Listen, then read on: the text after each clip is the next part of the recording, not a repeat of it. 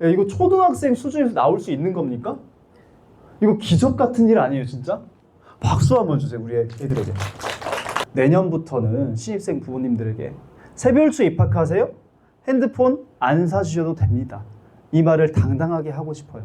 전국에 제2, 제3의 새별초를 만들고 싶습니다. 그래서 우리 아이들이 조금 더 건강하게.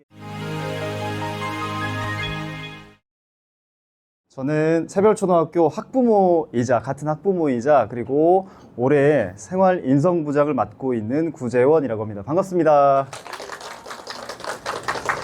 네, 우리 학교에서 그 타이틀 보셨죠? 전국에서 최초로 시행하고 있는 놀 만나는 스프스프라고 하는데 혹시 이거 스프스프 어떤 이름인지 아실까요? 네, 스마트폰. 프리, 예. 어머니, 중요한 거네. 예. 프리, 선언? 스쿨? 오케이. 스쿨? 스마트? 스마트폰 프리 스쿨 프로젝트입니다. 스마트폰 프리 스쿨 프로젝트라는 이름으로 우리 학교에서 시행을 올해 처음으로 하게 됐고요. 그거에 대해서 부모님들과 이렇게 이야기를 나눌 수 있는 자리를 마련하게 되어서 정말 기쁘게 생각합니다. 그러면은 제 이야기를 한번 오늘 1시간 정도 말씀드려보도록 하겠습니다. 아마 끝까지 들으시면은 새별초 진짜 좋다. 앞으로가 더 기대된다. 지금까지도 좋았지만 앞으로 더 기대된다. 이런 생각이 아마 드실 거예요. 네, 일단 한번 요즘 아이들의 모습을 한번 보여드릴게요. 어때요? 흔히 보는 모습이죠. GPT한테 입력을 하니까 이렇게 그려주더라고. 놀이터에서 애들이 스마트폰 하고 있는 모습을 그려줘 라고 하니까 요즘 뭐 지브리풍이나 뭐 해가지고 많이 쓰잖아요. 그려주라고 하니까 이렇게 그려주더라고요. 근데 우리가 또 이거 가상으로 보면 맛이 안 나니까 현실. 현실의 모습. 우리 아들이나 한번 봐보세요. 현실의 모습. 어때요? 뭐 남자애들 여자애들 할 거 없이 학교 끝나고, 그러니까 이게 부모님들은 학교에 자주 오시는 부모님들은 많이 보셨을 거예요. 근데 문득문득 오시는 부모님들은 많이 보시지 않았을 건데 선생님들도 사실 이 모습을 계속 보고 있습니다. 근데 안타깝다 하면서도 이렇다 할 규제나 이런 거를 우리가 또 할 수는 없으니까 손을 놓고 있는 상황이었어요. 부모님도 마찬가지셨을 테고요. 그리고 또 애들이 잠깐 학교 끝나고 잠깐 10분, 20분 정도 게임 할 수도 있잖아요. 근데 10분, 20분 하는 애를 규제하냐, 아니면 뭐 3시간, 4시간 하는 애도 있어요, 분명히 이 중에는. 근데 그것도 약간 애매하기도 하고, 그래서 우리 선생님들이 많이 고민을 많이 하셨습니다. 작년부터. 작년에 학교에서 어떤 일이 있었냐면은, 스마트폰을, 그러니까 수업 시간에 조금 애들이 이제 갖고 있을 수 있으니까, 여기 오신 부모님들 자녀는 안 그러겠지만, 6학년쯤 되면 애들이 머리가 크고, 학교생을 6년 정도 하다 보니까 주머니에 넣어놓고 화장실 가서 좀 하고 뭐 그런 애들이 좀 있겠죠. 근데 이게 점점 더 대범해져가지고 애기가 핸드폰 갖고 학교를 탈출했어요. 그리고 인스타에 올렸어요. 나 지금 노래방이다. 그래서 실시간으로 애들이 그걸 봤어요. 남자애들 4명, 5명이서 학교를 탈출했습니다. 이런 일도 있었고요. 또 우리 학교 일은 아니지만은 수업 시간에 선생님이 핸드폰 하고 있는 친구 핸드폰 뺏으니까 뭔데 하면서 선생님 때리고 그 장면을 또 촬영하고 중고등학교 뉴스 보면 그런 이야기 많이 나오잖아요. 그리고 학교에서 게임하고 있는 친구들 학교 와이파이 빵빵 쓰면서 이런 친구들을 우리가 어떻게 좀 한번 해보자라는 말씀을 교직원 회의에서 많이 해주셨고 저도 이 문제에 대해서 굉장히 오랜 기간 동안 저도 이제 애기를 키우다 보니 이제 애가 3학년이거든요. 3학년 이제 아까 공개 수업 잘 다녀오셨죠? 저도 잠깐 보고 왔어요. 잠깐 보고 왔는데 저도 이제 아이를 키우는 입장에서 너무 안타깝기도 하고 해서 선생님들께서 이제 많은 의견을 주시고 올해 또 제가 생활인성부장을 맡았기 때문에 그러면 학교를 한번 변화시켜 보자 라고 제안을 드렸더니 모든 선생님들께서 진짜 박수를 막 엄청 쳐주더라고요. 그래가지고 그에 힘입어서 스마트폰 프리스쿨 프로젝트를 시작하게 되었습니다. 그래서 선생님들의 의견을 먼저 모으고 그리고 우리 학생들 1학년부터 6학년까지 지난주에 제가 6학년부터 순서대로 해가지고 1학년까지 여기 시청각실에 모아서 한 100명씩 교육을 했어요. 근데 하다 보니까 재밌는 게 6학년은 어떠냐면은 알아도 애들이 말을 안 해. 알아도 그냥 속으로는 알고 있는데 누가 그런지 알고 있는데 말을 안 해요.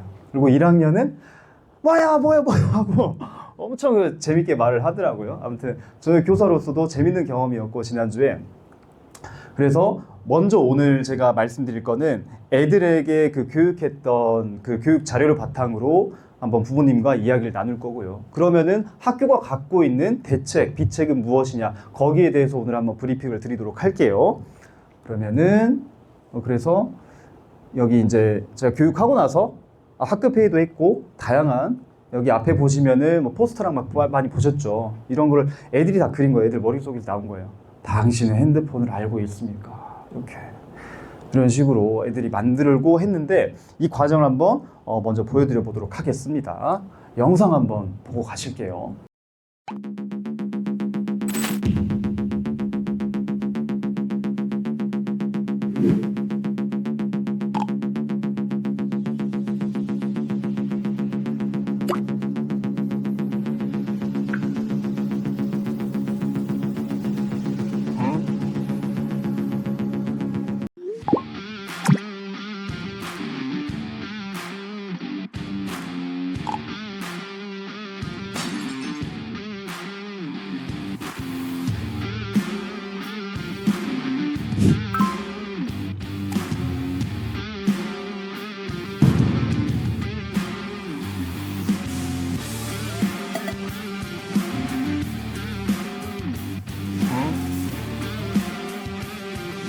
Hello there.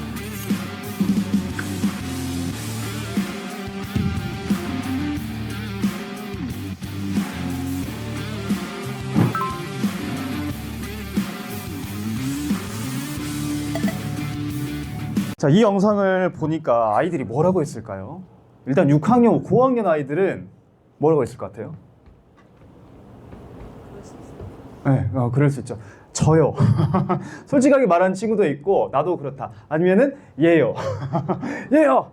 얘요. 예, 막 이런 식으로 이야기 나왔는데 1, 2학년 애들은 뭐라고 했을까요? 우리 엄마요. 우리 아빠요. 그러니까 한 명이 그러니까 다들 우리 아빠도 그래요 막 하면서 엄청 이야기하더라고요. 근데 저는 그때 좀 조마조마했던 게 선생님이요. 하지 않아서 참 다행이라고 생각해요. 왜냐면 저도 사실 지나가면서 카톡하고 할 수 있잖아요. 근데 여기 영상에서 나온 뭐 사고 사례라서 그렇지 우리의 일상적인 모습 아닌가요? 그렇죠. 문제는 애들도 다 그걸 보고 있다는 거죠. 자, 이렇게 스마트폰 뭐 관련 교육하면은 그래도 AI 시대인데 우리 디지털 시대인데 어렸을 때부터 친하게 지내면 좋지 않나요? 라는 질문을 할 수 있잖아요. 근데 애들한테 물어보니까 애들이 아니에요 라고 정답을 말하더라고요. 만약에 이게 진짜 좋은 거였으면은 누구죠? 네, 잡스 본인의 자녀에게 줬을까요? 네, 주지 않았다는 거 여러분도 알고 계실 거예요. 영상 하나 보고 가실게요. 그러면 정작 스티브 잡스는 어땠을까요? 궁금해요. 오, 궁금해. 그러게. 스티브 잡스가 살아생전에 아이패드를 출시한 뒤에 기자와 인터뷰를 했습니다. 그 인터뷰 끝에 마지막으로 기자가 이런 질문을 던졌대요. 아이들이 아이패드를 좋아하겠네요. 그러자 스티브 잡스는 글쎄요, 모르겠어요. 왜냐하면 저희 아이들이 한국말을 하셨나요? 그걸 사용해 본 적이 없거든요. 라고 영어로 말씀을 하셨답니다.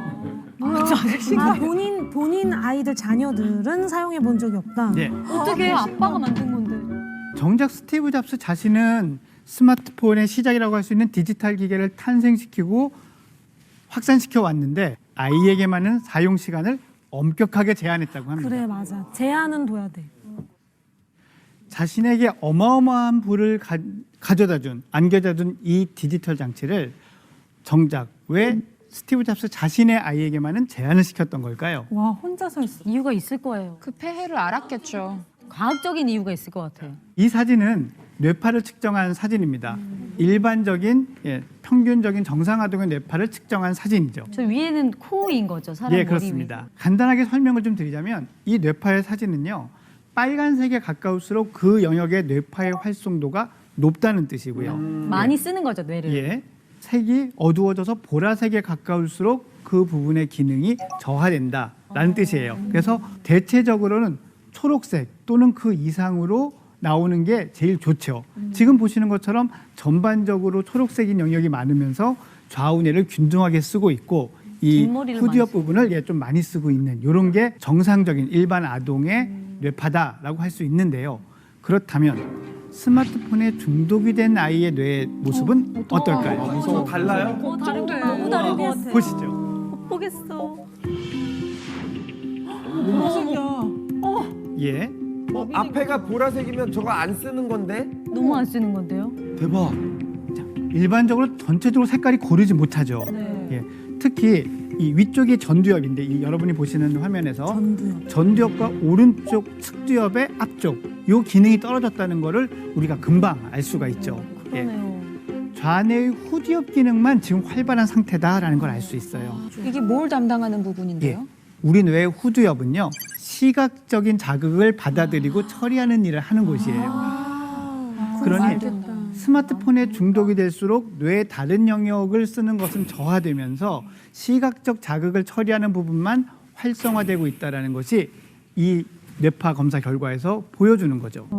저도 옛날에 그런 얘기 들었어요. 스마트폰 한 번, 그러니까 다른 일 하다가 집중하다가 스마트폰 한 번 보면 집중력이 20분 동안 흐트러져 있대요. 예. 한 번 잠깐 봤는데 네. 20분 동안 집중력이 잘 안 된대요. 그래요? 그 시간 동안에 그 흐트러진 시간 동안에 지능 검사를 하면은 스마트폰을 보지 않은 상태에서 할 때보다 한 15점 정도가 떨어진다는 연구도 있어요. 예. 15점 정도면 우리 뇌의 지능의 10%가 넘거든요. 예. 그러니까 정말 많은 손실이 있는 거죠. 특히 이 뇌가 신경망을 형성하고 성장해야 되는 시기에 있는 지금의 알파 세대의 뇌는요. 사용하는 신경망들을 이제 막 만들어 나가는 시기지만 반대로 사용하지 않는 신경망을 가지치기를 하는 시기이기도 합니다. 끔찍해. 안 쓰는 거는 그냥 버리는 거예요? 예. 가지치기래. 사용하지 않으니까 필요가 없다는 거죠. 너무 충격적이에요. 그러니까 충격적이에요. 뇌를 충격을 많이 받으셨죠? 리액션이 좋으십니다. 네, 이거 보시면은 여기 전두엽 사진 보이죠? 애들한테도 잠깐 뭐 전두엽 뭐 이런 이야기를 했는데 결국에 우리 아이들이 똑똑해지려면은 전두엽이 중요하다는 거 아실 겁니다. 근데 스마트폰에 중독되고 하루에 5-6시간씩 보고 영상을 많이 본 친구들은 전두엽이 지금 기능이 상당히 떨어져 있는 상태죠. 조금 더 과학적으로 보자면은 이분 혹시 아실까요? 예, 관장님 오셨네요. 이분 혹시 아실까요? 그 내면 소통이란 그릿이라는 책을 쓰신 뇌과학자이자 그 소통 전문가 김주환 교수님인데 유퀴즈에 나오신 분입니다. 그 제가 작년에 이맘때쯤에 사실은 허리가 다쳐가지고 한 3개월 동안 누워 있던 적이 있어요. 그 병가 쓰고 그때 굉장히 우울했어요. 왜냐면은 당장 수술 안 하면은 허리 못 쓴다 당신. 그러더라고요. 그래서 수술은 지금 내가 젊은 나이에 할 수는 없고 할 수 있는 게 뭐냐 누워 있어라 해가지고 누워 있었어요. 근데 한 달 정도 누워 있으니까 너무 우울하더라고요. 집에 애기들이랑 학교 보내놓고 혼자서 누워 있으니까 굉장히 좀 디프레스 되고 그래서 제가 그때 했던 게 하루 종일 게임 영상만 봤어요. 네. 근데 더 우울해지더라고요. 그래서 내가 와 이렇게 살면 진짜 인생 나락가겠다 이런 생각이 들어서 뭐라도 좀 빠져나오고 싶어가지고 이분의 책을 보기 시작했어요. 그냥 산책하면서 책도 보고 이분의 영상도 보고 그냥 소리도 듣고 하면서 어떻게 하면 내가 여기 침체기에서 벗어날 수 있을까 하고 계속 이분의 영상을 듣고 했던 것 같은데 이분이 결국에 하고자 했던 말은 편도체 안정화와 전두엽 활성화였어요. 편도체는 여기 이제 뇌 아시는 분 아시겠지만 여기 가운데 있는 부분 주로 부정적인 감정을 처리하는 부위입니다.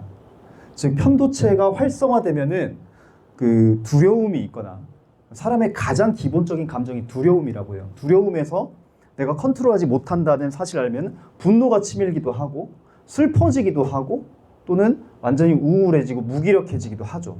이 두려움을 관장하는 부위가 편도체인데 편도체가 활성화되는 방법은 두려움 느끼게 하고 분노, 화를 자극시키고 강제로 막 뭘 시키고 공부를 겁나 강제로 시키고 이런 건 아니면은 아이에게 비교를 하고 불안하게 만들고 또는 스마트폰에 중독시키는 방법이 편도체를 굉장히 활성화시킬 수 있는 방법이라고 합니다.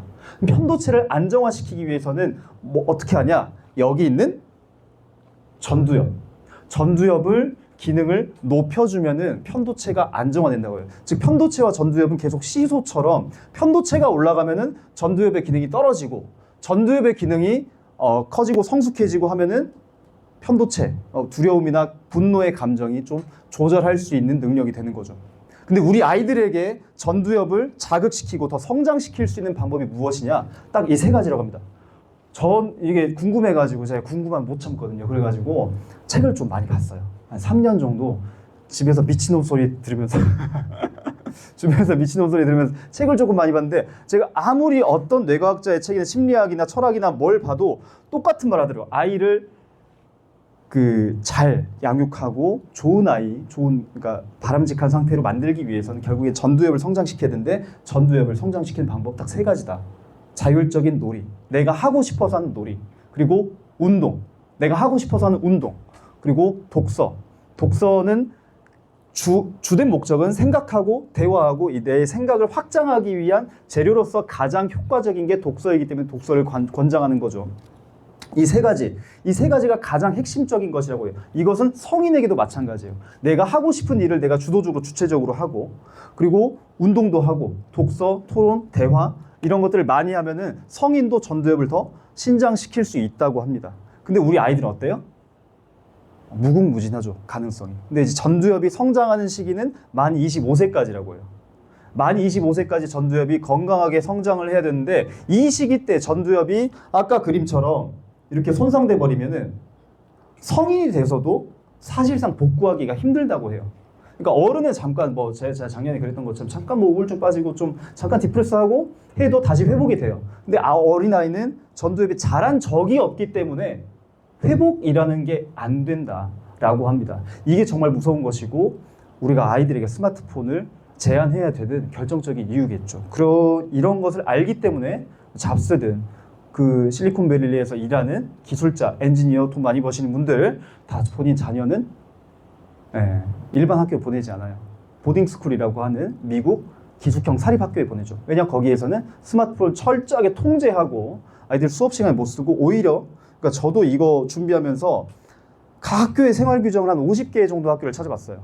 제가 근데 공립초등학교에서는 스마트폰 이렇게 규제하는 학교가 없습니다. 전국에 제가 서치한 바로는 없어요. 기사도 검색하고 학교 막 아무 데나 뒤져가지고 봤는데 없고 사립초등학교 광주에 3개 있죠. 어딘지 아실 거예요. 3개. 여기에선 제가 제안을 하는 걸로 알고 있습니다. 교내에서 스쿨버스에서 수업 시간에. 그리고 서울에 우리 전국에 사립초등학교가 한 70개 정도 있어요. 근데 대다수 5, 60개 정도가 서울 수도권에 있죠. 대부분의 사립초등학교에서 스마트폰 규제합니다. 근데 공립학교에서는 지금 어떻게 해요?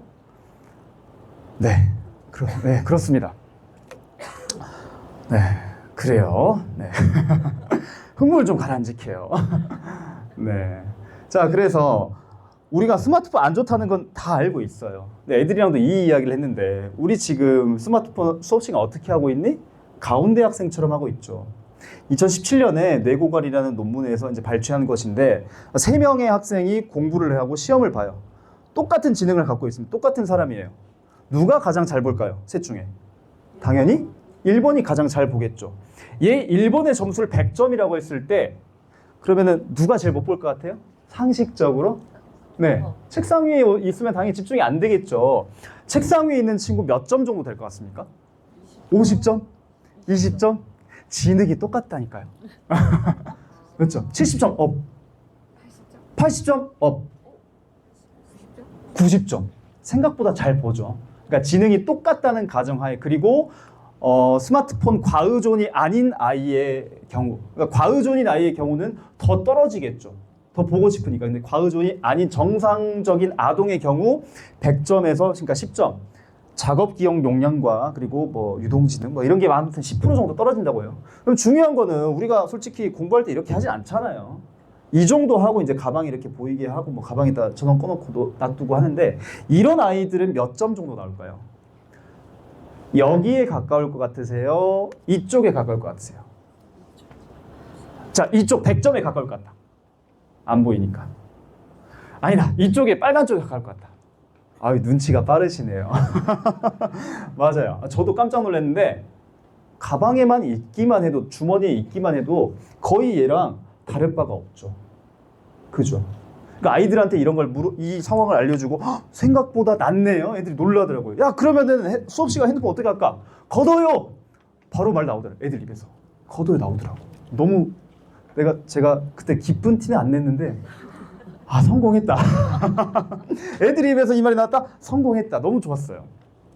자, AI 시대 뭐 스마트폰 사용 뭐 이것뿐만 아니라 우울증, 정신질환 엄청나게 많죠.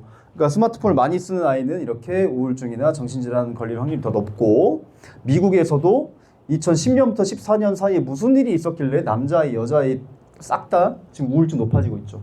무슨 일이 있었을까요 이때? 네, 스마트폰. 저도 제 기억으로 2011년, 12년에 처음 샀던 것 같아요. 그때 막 2012년에 강남 스타일. 그 유튜브 이제 막 뜨기 시작하고 싸이 막 뜨기 시작하고 그때였잖아요. 그때부터 사람들의 손에 스마트폰이 쥐어지면서 우울증이 폭발적으로 증가하기 시작해요. 미국도 그렇고 우리나라도 그렇고. 2014년 11만 명이었는데 우리 또래 그 청년 어른들도 마찬가지로 2023년에는 36만 명, 3배나 폭증했습니다. 3배. 이 기간 동안 무슨 일이 있었길래 스마트폰이 사람들 손에 보급되기 시작하면서 자, 뭐 다 아실 거예요. 아는 내용일 거예요. 그쵸? 근데 그래서 우리가 왜 스마트폰을 조절하기가 힘들까요? 왜 힘들까요? 습관. 그래요. 또 네, 다들 하니까 그래요. 그래서 스마트폰 만드는 회사에서는 그런 심리를 잘 이용해가지고 결국에 제가 생각한 결론은 그래요. 스마트폰 만든 사람들이 우리보다 더 스마트하니까 그런 것 같습니다. 그쵸? 이제 1, 2학년은 그림책을 주로 읽어주긴 했는데 긴 이야기를 하기 힘들더라고요. 1, 2학년 정도한테까지는 아니고 한 3학년 이상은 거의 이 자료로 했던 것 같아요. 그리고 교실에 가서도 더 담임선생님들과 더 심화 활동을 하고 더 긴 영상, 아까 그 어쩌다 어른 이런 거, 더 긴 영상이나 이런 거 학습지 같은 걸 하면서 담임선생님들께서도 또 많이 이끌어 주시고 하셨습니다. 그래서 결국에는 우리 다 알고 있잖아요. 우리의 소중한 시간을 뺏어서 그들은 뭘로 만들고 있습니까? 광고랑 아이템 판매해서 돈으로 수익화하고 있죠. 그래서 그들은 엄청나게 많은 돈을 벌어들이고 있어요. 그리고 그 많이 번 돈으로 본인들의 자녀들은 어떻게 하고 있죠? 네, 스마트폰이 철저하게 통제된 환경의 학교에서 아이들을 교육시키고 심지어 스마트폰을 사주지 않는 부모들도 많고요. 또 여기에 대해서 정부, 교육청, 교육당국은 어떻게 하고 있죠? 별다른 규제가 없습니다.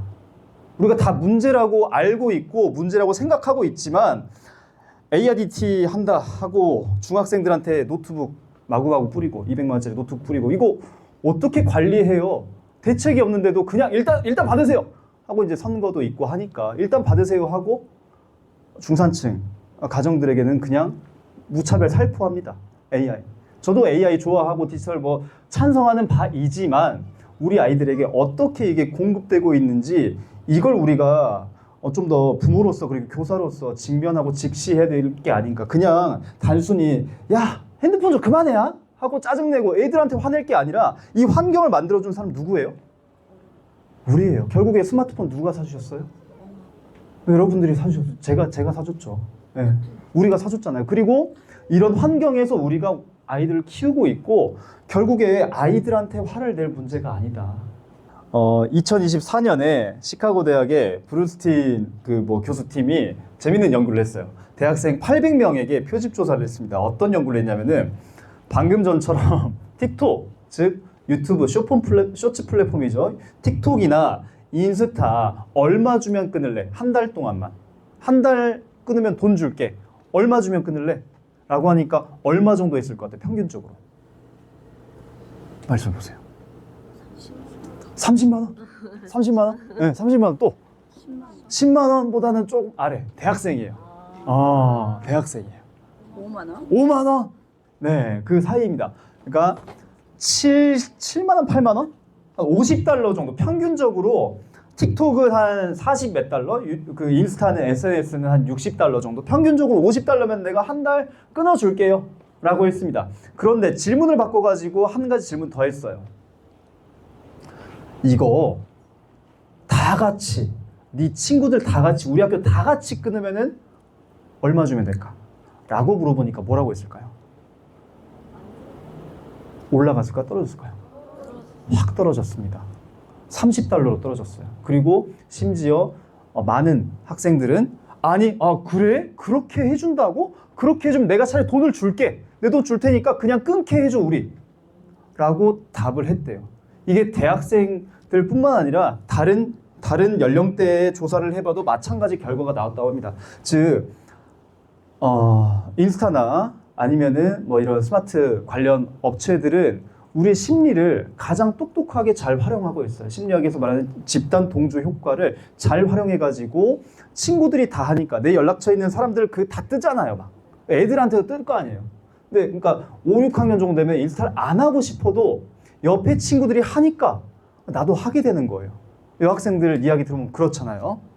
하지 않는 데 집중하는 것보다는 현실에서의 놀이에 더 집중을 해보자 라고 제안을 학생들에게 했습니다. 그리고 너희들도 한번 생각을 해봐 라고 제안을 했어요. 그래서 우리 모두가 함께 나 혼자 하면은 힘들잖아 얘들아. 근데 우리 다 같이 하면은 할 수 있을 거야. 그지? 하니까 제가 이제 3가지 이야기를 해줬어요. 첫 번째, 수업 중에 교실에서 핸드폰 어떻게 하면 좋을지. 근데 아까 이미 이야기가 나왔죠. 애들이 막 걷어요 막 했죠. 그리고 수업 전후에 학교에서는 어떻게 하면 좋을지, 그리고 가족들과 가정에서 어떻게 하면 좋을지 학급회의를 해봐라 라고 제안을 해 주었습니다. 그랬더니 영상 한번 보시죠.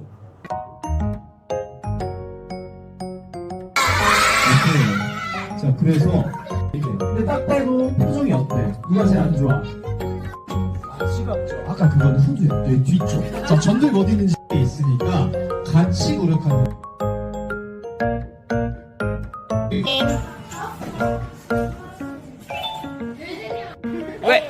왜 반대하죠?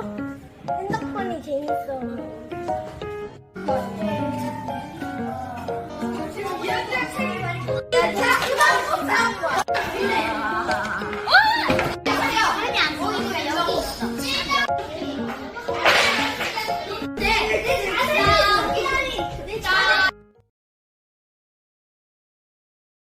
이렇게 현실 세계에서 내가 하고 싶은 놀이 친구랑 소통하면서 하고 책도 읽고 뛰어놀고 전두엽이 빵빵 성장하고 있죠.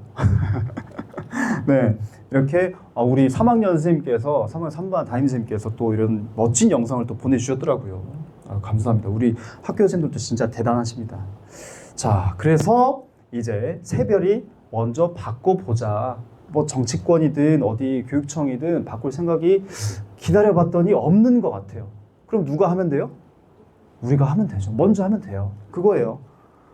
왜냐? 모두가 원하고 있기 때문이죠. 선생님들이 이렇게 머리를 맞대고, 그리고 아이들도 그걸 원했고, 또 학부모님들. 저는 우리 학교 올해 들어가지고 진짜 놀란 게 별빛 걷기, 달빛 걷기. 여기 참여하신 분, 네, 많은 분들이 참여를 또 해주셨는데, 야, 학교에서 밤에 행사를 하는데 그렇게 많은 가족들이 올 수가 있나요? 올 수가 있어요. 저는 처음 봤습니다. 아까 교장 선생님도 와, 자기 뭐 30몇 년 교직생활 하면서 이렇게 열정적인 학부모님들, 선생님들 처음 본다라고 말씀하셨어요. 저도 그걸 보고 사실은 이걸 할까 말까 엄청 개인적으로 고민을 했겠죠.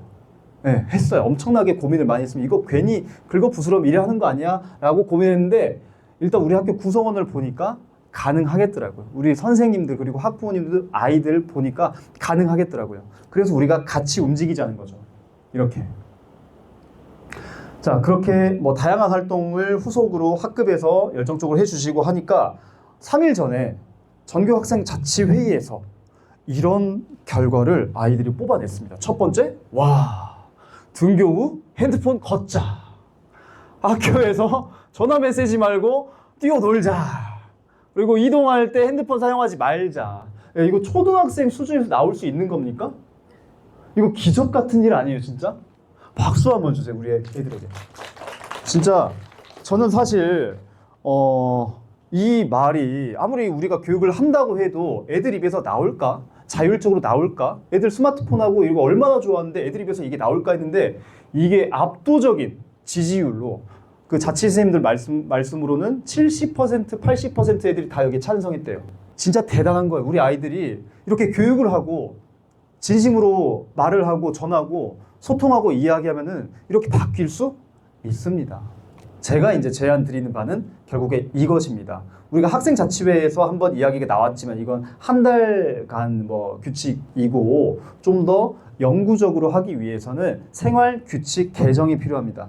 생활규칙 개정의 원칙은 자율성, 아이들 입에서 스스로 나오게 하자. 근데 이미 나왔죠.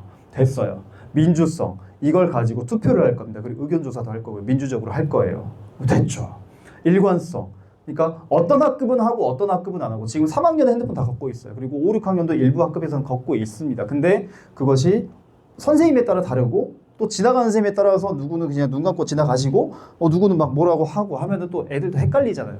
어머님도 마찬가지일 거고. 그러니까 일관성, 누구든지 일관성 있게 하자라는 게 목적이고, 안정성.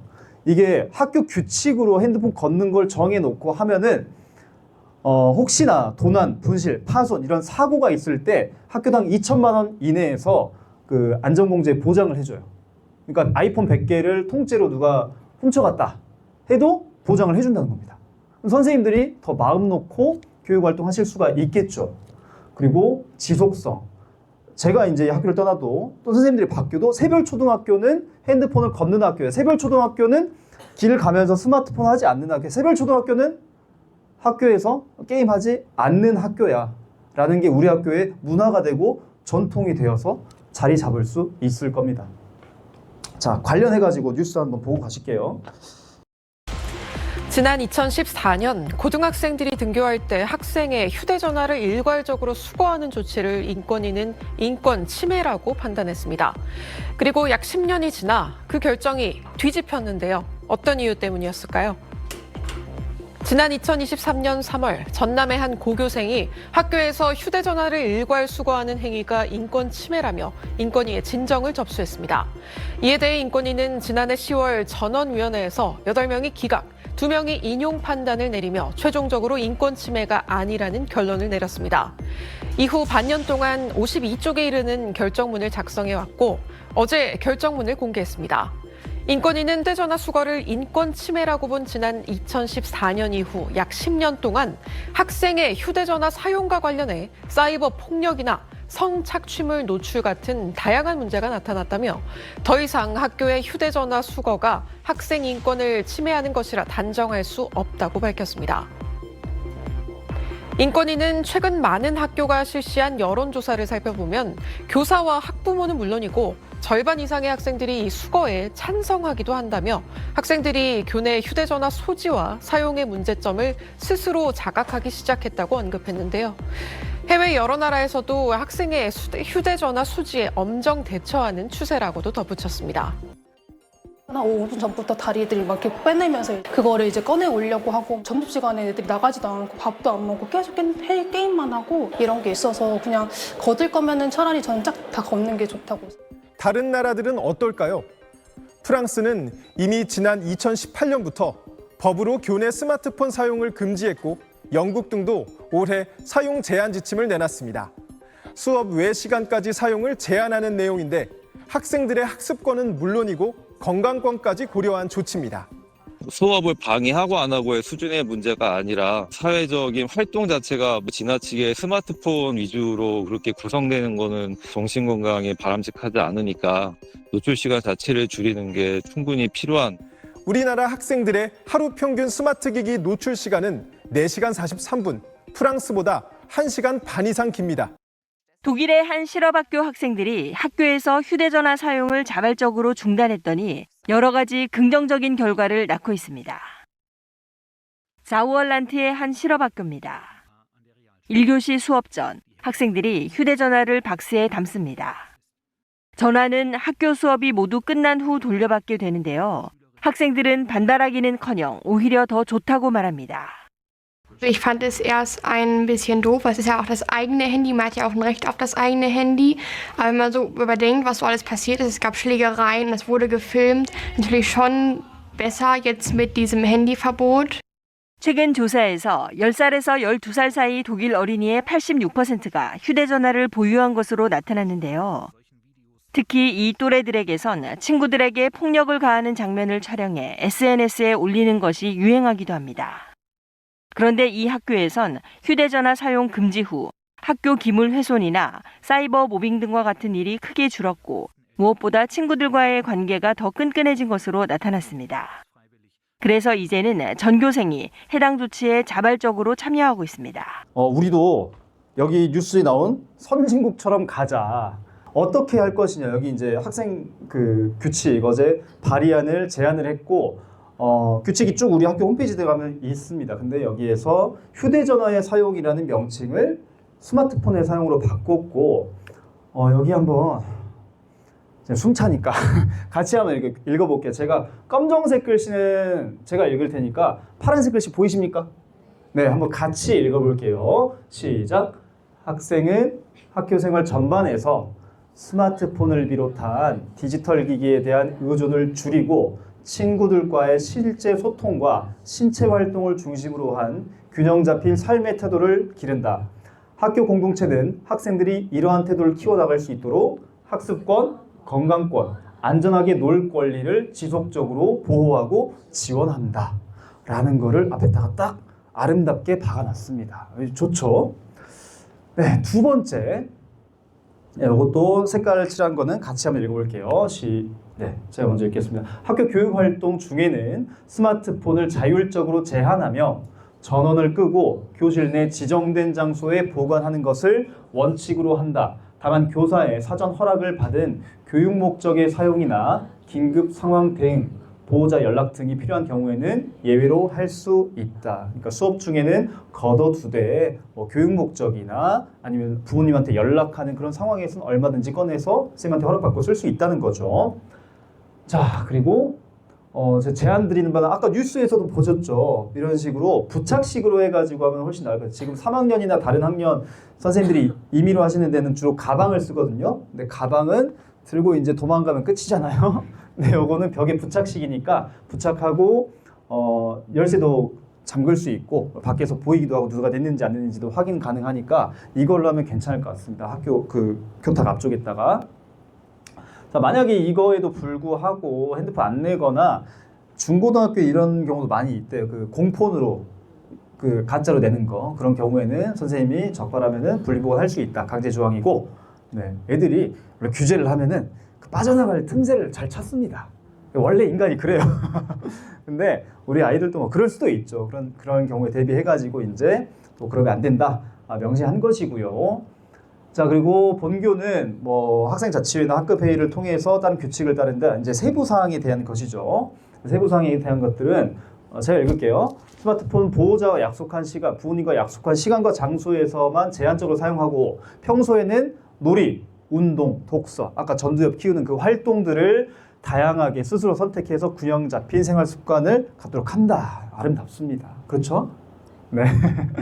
자, 그리고 학교에서 연락이나 학습 목적 외에 스마트폰 활용, 게임, 영상 시청, SNS 등은 스스로 사용을 자제한다. 일단 제가 기본 문구로 자제한다로 넣었어요. 여기 뭐 금지한다, 하지 않는다 이렇게 좀 더 센 어조로 넣을까 하다가 그래도 학생의 자율권 이런 걸 보장해준다는 의미에서 스스로 자제한다라고 했는데 여기 이런 문구에 대해서는 부모님들 또 한번 의견 수렴 기간 동안 충분히 또 수정 의견 있으시면 주시면 좋을 것 같습니다. 나머지 것들은 일반적인 내용들이에요. 그 전에도 있던 뭐 것들이고 자전거 탈 때 안 된다, 뭐 배려해라. 그리고 유료 콘텐츠 구매하지 않는다. 혹시 여기 한번 손 한번 들어볼게요. 우리 아들 딸은 게임 할 때 현질 뭔지 아세요? 네, 그 돈 그거 해본 적이 있다. 손 한번 들어보세요. 네. 역시 어머님들은 현실을 모르시는군요. 제가 애들한테 물어보니까 3학년 기준 절반 이상이 현질한 적이 있다라고 막 여기 손을 들더라고요. 6학년은 거의 다. 그러니까 한 번이라도 여기에 현금을 써본 적이 있냐 물어보니까 다 들어요. 2학년도 심지어 많이 있었어요.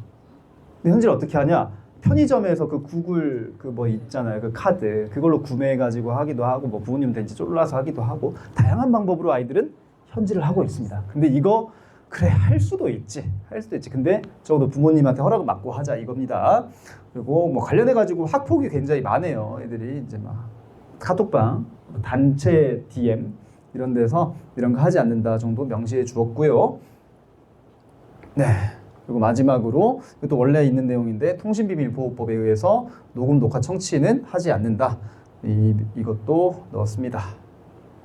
자, 그래서 이제 거의 끝나가네요. 어떻게 할 것이냐? 다음 주 월요일부터 다음 주 일요일까지 의견 수렴을 학부모님들로부터 받을 겁니다. 이알림을 통해서. 그러면 거기 한번 쭉 읽어보시고 이거는 이렇게 하면 좋겠다라고 의견이 있으시면 달아주시고요. 또 밑에다가 응원의 메시지 같은 것도 있으면은 달아주시면은 힘이 날 것 같습니다.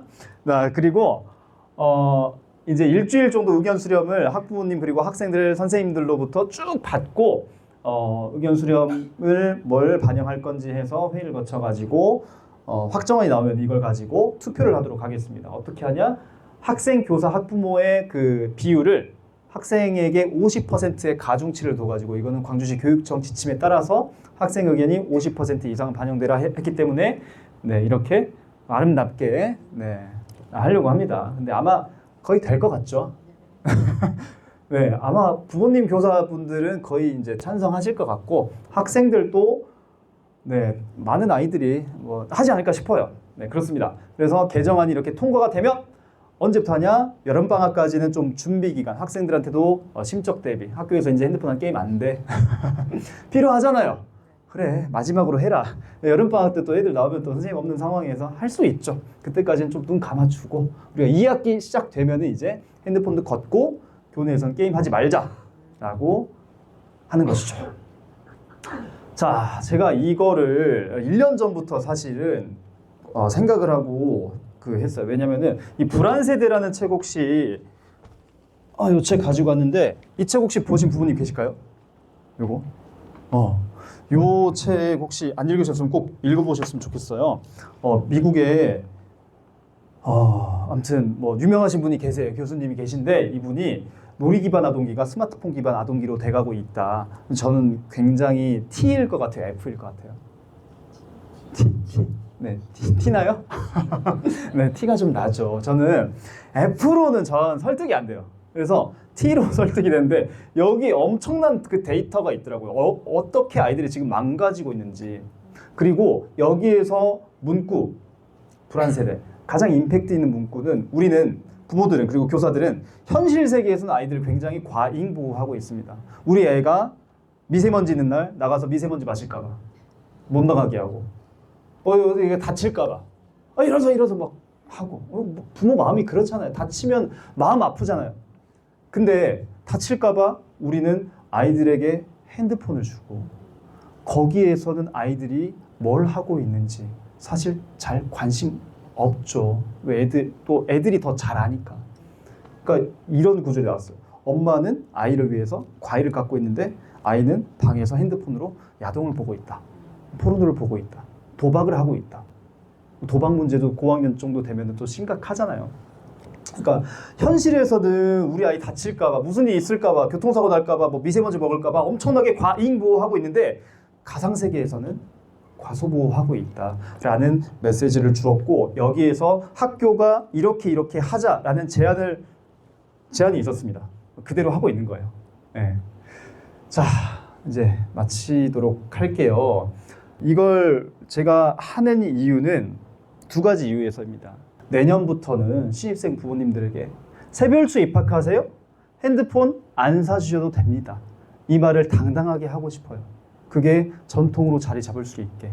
그리고 두 번째는 전국에 제2, 제3의 새별초를 만들고 싶습니다. 그래서 우리 아이들이 조금 더 건강하게, 현실 세계에서 더 건강하게 자라면 좋겠다는 마음에서 이 프로젝트를 시작하게 되었습니다. 네. 변화라는 것은 그렇게 할 수 있다라는 믿음에서 출발한다고 하죠. 여러분, 우리가 그렇게 할 수 있다고 믿으십니까? 안 들려요. 믿으십니까? 네, 그러면 이미 변화는 시작된 거라고 저도 믿겠습니다. 오늘 제 이야기 들어주셔서 감사합니다.